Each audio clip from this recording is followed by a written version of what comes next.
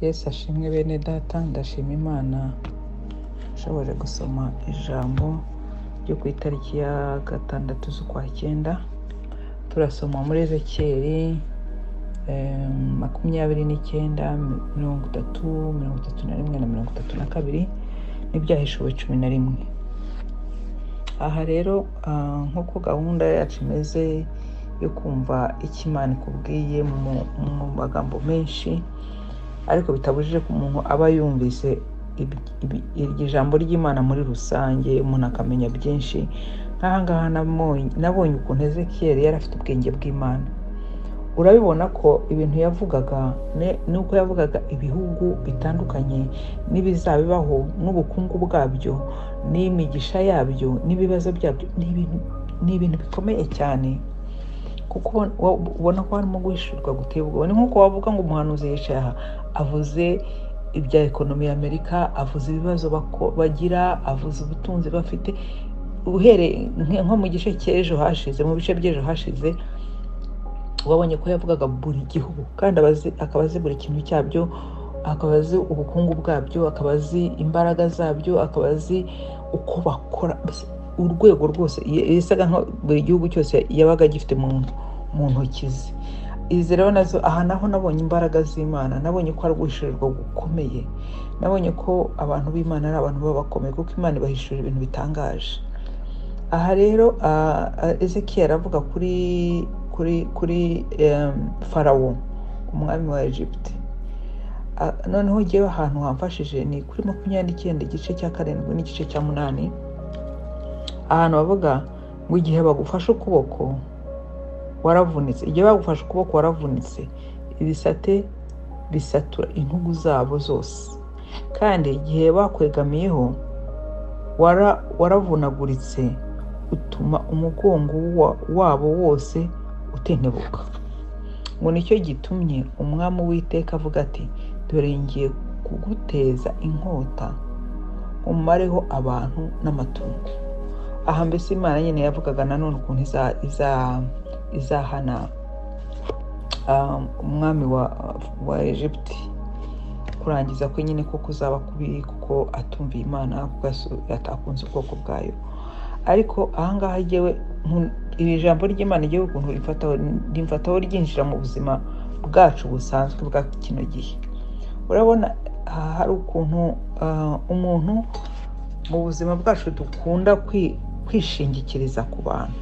Mu by'ukuri umutwe w'amagambo uravuga ngo wishingikiriza ku Uwiteka wenyine, niwe udahinduka, ariko undi muntu wese yaguhinduka, kuko tumaze kubibona n'uwo mwashakanye araguhinduka, n'umwana wabyara guhinduka, n'umubyeyi wawe araguhinduka. Nta kintu kidashoboka muri iyi si. Ikintu kidashoboka muri iyi si tubamo hamwe n'Imana ni Imana yacu itaduhinduka, Imana ivuga bikaba, Imana ibiri kumwe nawe ntikuveho igihe icyo ari cyo cyose. Rero tugira kubera ukuntu tubayeho, isi nyine idufiteho imbaraga cyane kuko tuyibamo, kandi birumvikana ni kenshi cyane umuntu ashaka kwishingikiriza ku muntu, ku mwana w'umuntu. Yenda ukavuga uti yo uriya muntu ni inshuti yanjye, buriya azamfasha, uriya muntu arakomeye, reka mwitabaze. Ariko abantu b'Imana ni gake cyane bicamo, kereka niba wowe utari umuntu w'Imana. Iyo uri umuntu w'Imana ukagira umuntu wishingikirizaho, yewe ujya kubona ukabona araguhindutse. Buriya rero niwishingikiriza ku muntu ukabona aguhindutse, ntuzababare, ntuzanamurakarire. Ni Imana iba yabishatse, ntabwo Imana ibishaka ko umwishingikirizaho. Ikintu cyose gihinduka ikigirwamana kuri wowe, Imana ikigizayo. Umuntu neza ukabona nta kwitayeho, ukabona nta gutabayeho, watekereza ko yagutabara. Kubera iki? Kuko wishingikirije ku muntu, ntiwishingikirize ku Mana. Ahubwo iyo wishingikirije ku Mana, ibintu birahinduka. Imana ikagukorera ibitangaza, igaca mu wishaka. Imana nyine ni souverain, irigenga. Ntago ushobora kuyibwira ngo umva ndashaka kumfasha, ariko ndashaka kuca muri kanaka. Ubwo nyine biba byapfuye. Ahubwo wowe uhagarara ku Mana, ukagira kwizera, ugatuza, noneho ukajya kubona ukabona Imana iciye ahantu utatekerezaga. Abantu b'Imana, ibyo rwose narabibonye, si rimwe si kabiri.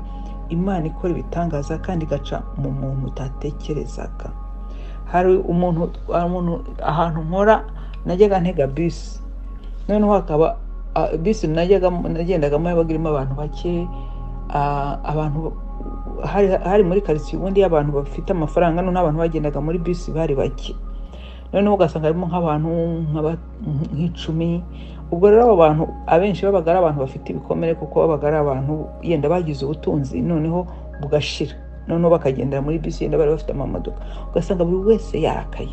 Noneho haduka rero umuntu yari umuhungu, yari umusore muto, yari umuntu Mariya ariko ukiri muto, yasuhuza we yari mushya, yasuhuza abantu bose muri bisi ntibamwitabe. Kumva birambabaje, navuga ko se ni ukubera iki n'umwana w'umuhungu asuhuza abantu abamuri hafi ntibamwishyikirize, ngiye nkamwikiriza. Noneho aza kubona ko mwikiriza nyine, noneho yaza nyine akaza anyegera asuhuza, noneho turamenyerana, baza kumpindurira rero gahunda yo ku kazi. Hashira iminsi nk'itatu tutabonana. Ku munsi wa kane arambona ati waragiye he? Ati buriya iyo nakubonaga mu gitondo ngiye ku kazi nkabona ukuntu unsuhuje, nkabona ukuntu nsekeye, ati byatumaga niririza umunsi wanjye meze neza.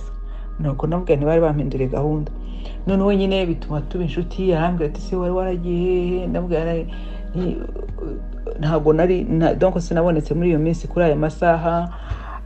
Nyuma yenda akambaza ati weekend wakoze iki? Nkamubwira naratetse, mubwira ibyo natetse bya Afrika nyine, mbona biramushimishije. Ntese nzakuzanira, tuzanzanire. Ndamuzanira, arambwira ngo byari biryoshye. Nyuma ubwo rero tugirana ubucuti nyine.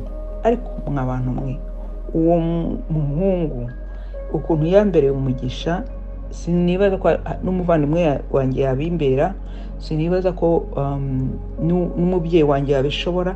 Yambereye umugisha mu buryo sinabivuga yenda muri detail, ariko icyo mbabwiye cyo ni wa muntu wakoze ibintu bihambaye mu buzima bwanjye.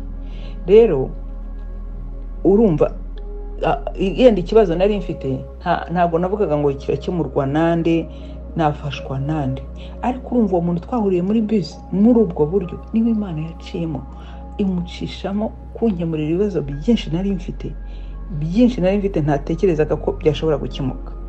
Rero bantu b'Imana, mureke n'ukuri twikomeze ku Mana yacu, twiringira Imana yacu.